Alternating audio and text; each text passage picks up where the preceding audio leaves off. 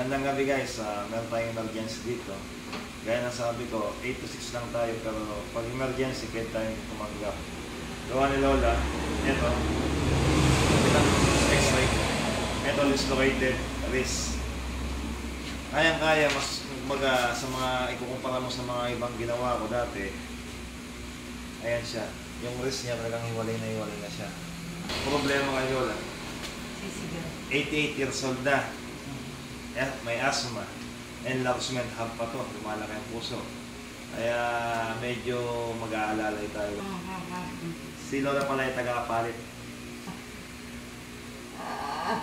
Nay, may nadulas ba to, ano? Out of balance, natukod. Ito resulta, dislocated wrist. Nag-referral na siya sa hospital kaya may x-ray kaso. Dinala mo na dito. Kaya naman, minor lang ko sa mga ginawa ko. Yun lang, ang alalan ko lang sa edad. Kung bata lang to, walang salta-salta, kakayanin.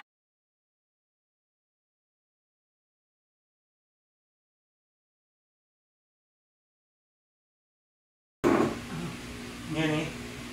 Tapos yung gamat yung kanya. Close-open niya.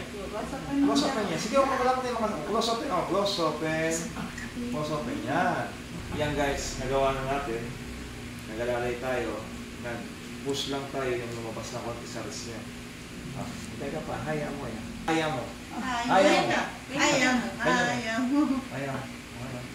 Ganyan ka po. Last Lola 88 na kaya medyo umandun. Sige guys, okay na yan.